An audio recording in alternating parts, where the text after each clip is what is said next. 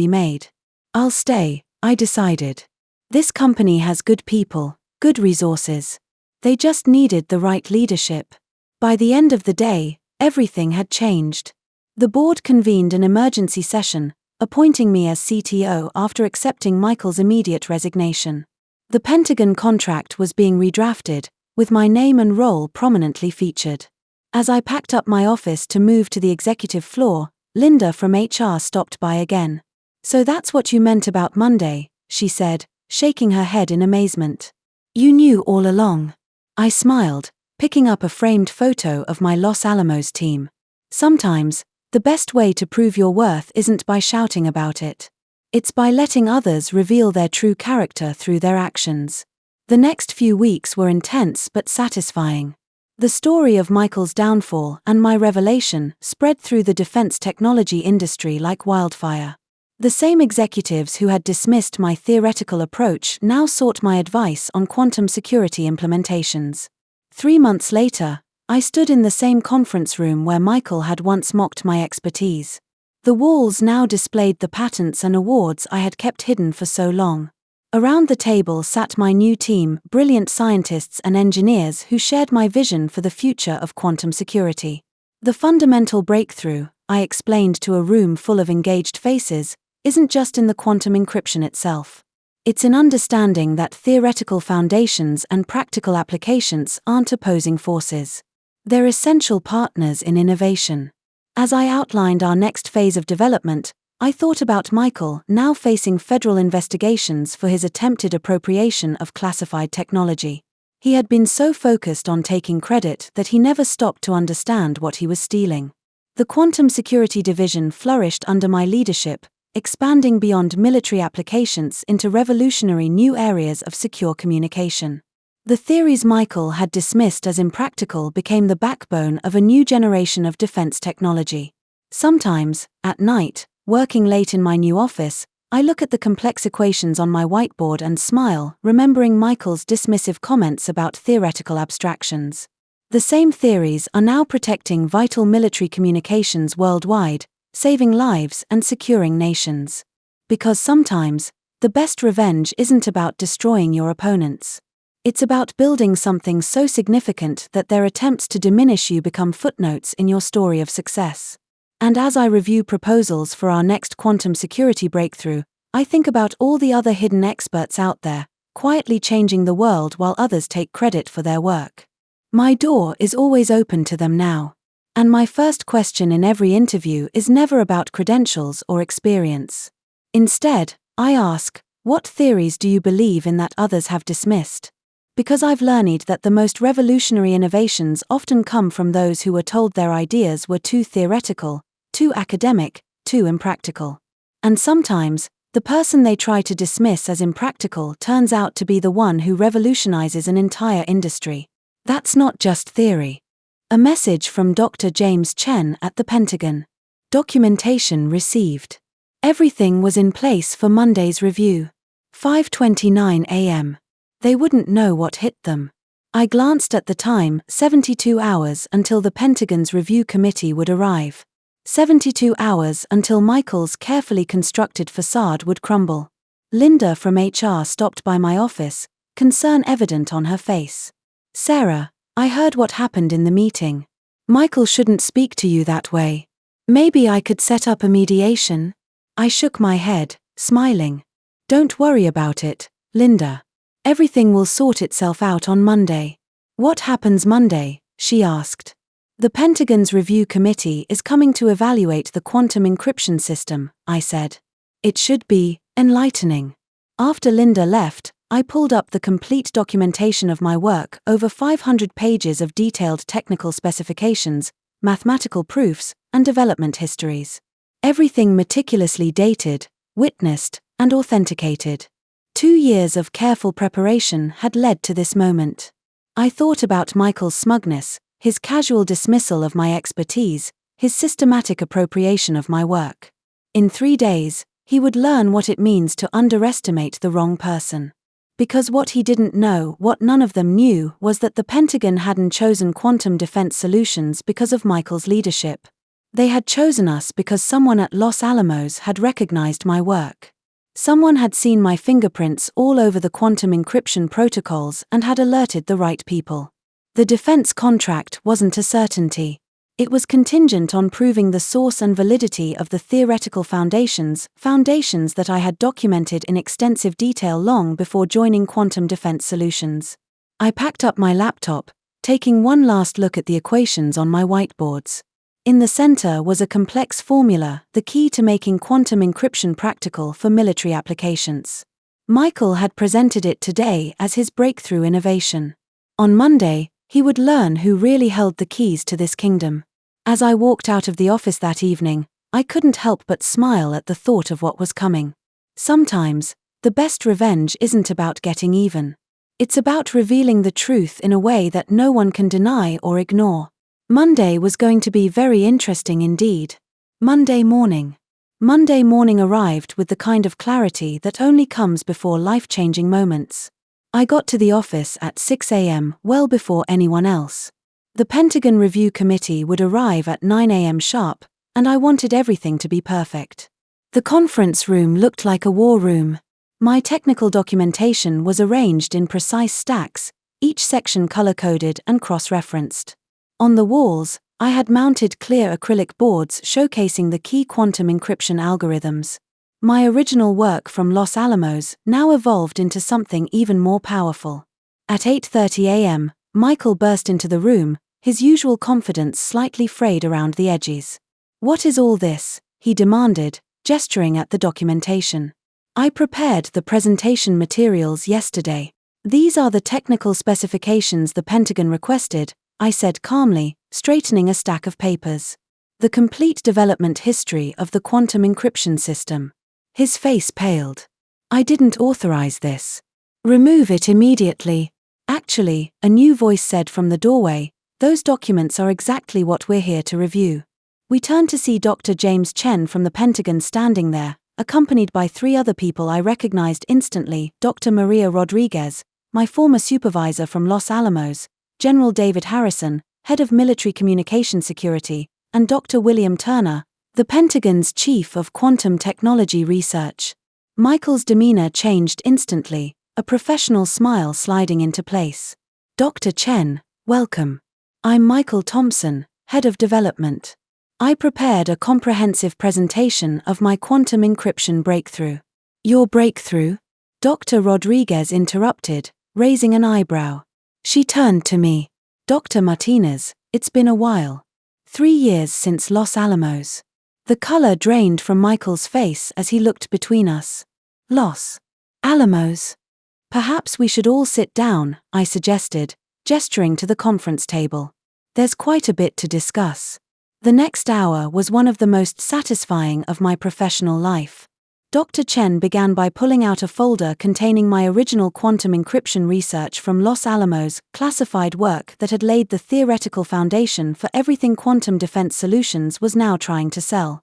2 years ago, he explained to an increasingly pale Michael, "We noticed striking similarities between your company's quantum encryption proposals and classified work previously done by Dr. Martinez at Los Alamos National Laboratory." "That's impossible," Michael stammered.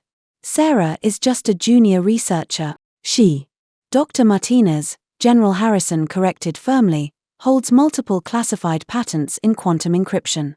She led the Quantum Shield project at Los Alamos, developing the theoretical framework that makes quantum-secure military communications possible. Dr. Turner stepped in, pulling up side-by-side comparisons of my original Los Alamos work and the innovations Michael had presented as his own. "The quantum entanglement protocols you claim to have developed," he said, pointing to the complex equations, "were published by Dr. Martinez under a classified designation 3 years before she joined your company. The mathematical proofs, the implementation frameworks, they're all her work." Michael's face turned an alarming shade of gray. I didn't know." "Clearly," Dr. Rodriguez said dryly.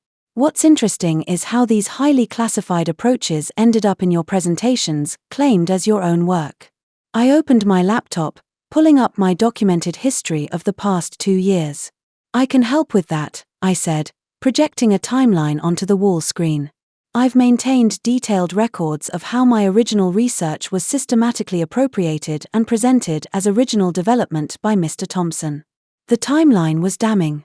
Every instance of Michael dismissing my theoretical suggestions, followed by him presenting those same ideas as his own breakthroughs. Every meeting where he had taken credit for my work. Every email where he had belittled my expertise while simultaneously stealing it. This is a lie, Michael protested weakly. A conspiracy to undermine my leadership. Actually, Dr. Chen interrupted, this is exactly why we're here. The Pentagon doesn't just want to review the technology. We need to verify its legitimate development history before proceeding with any contracts. General Harrison leaned forward, his voice carrying the weight of decades of military authority.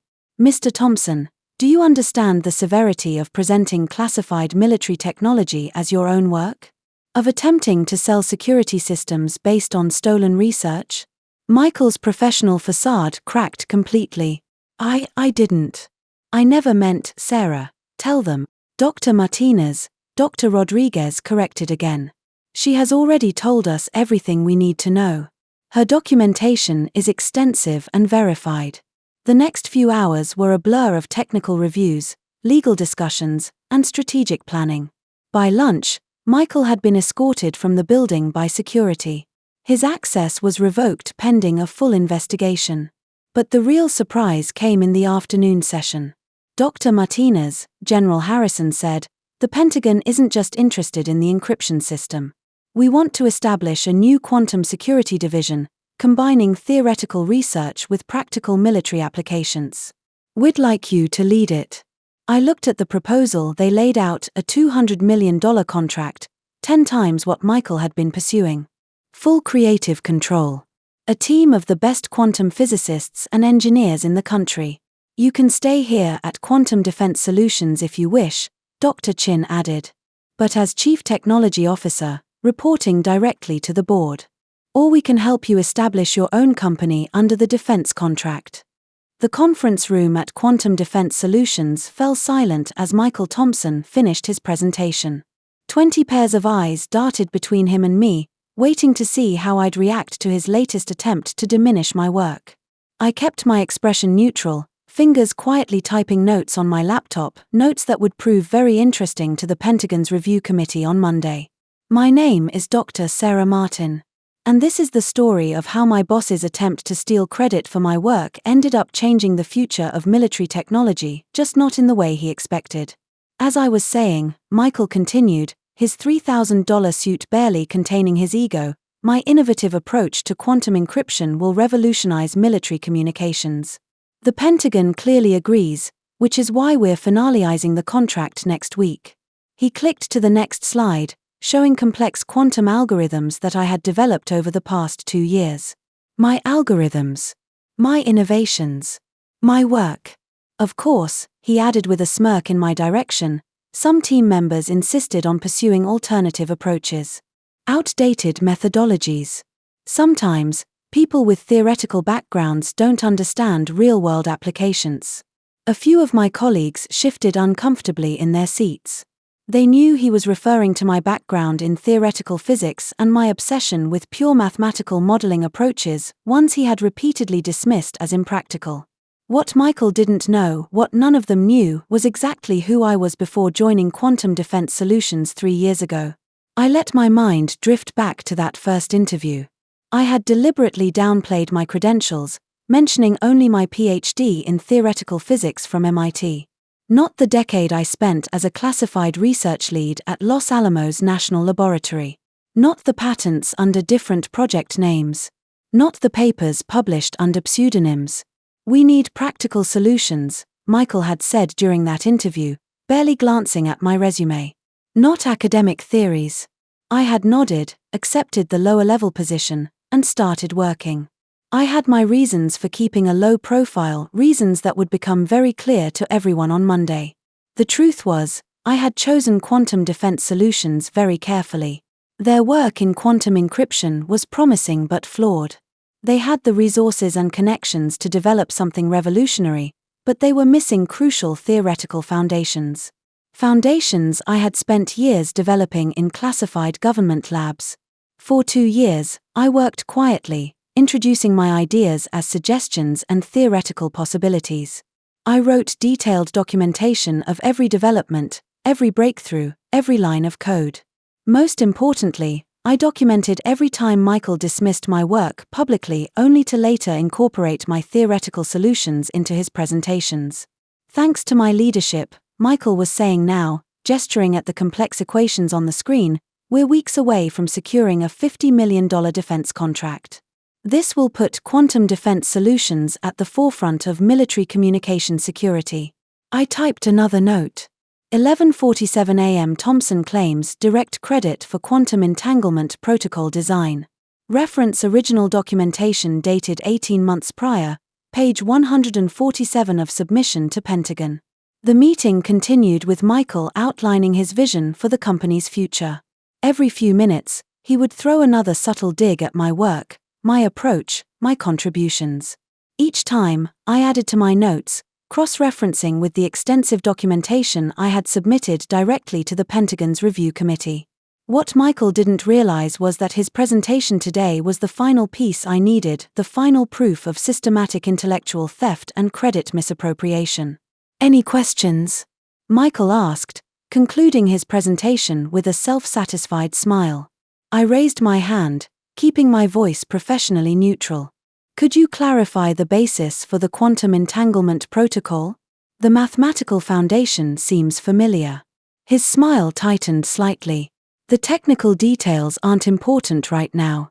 What matters is that my design works." "Of course," I said softly. "I just thought the approach looks similar to the one I proposed last year. The one you said was too theoretical to be practical." The room temperature seemed to drop a few degrees. Michael's face flushed, but he recovered quickly. "Sarah," he said, his condescension cranked to maximum, "I know you mean well, but this is precisely why we need strong leadership to turn abstract theories into real solutions. Not everyone understands the complexity of military contracts." I smiled, thinking of the classified projects I had led, the generals I had briefed, the technologies I had developed that were now protecting vital military communications worldwide. "You're right," I said, closing my laptop. "Not everyone understands." After the meeting, I retreated to my modest office, deliberately located far from the executive floor. The walls were covered with whiteboards filled with equations, the kind Michael loved to mock as too academic. What he saw as theoretical abstractions were actually the building blocks of the most advanced quantum encryption system ever developed. My phone buzzed.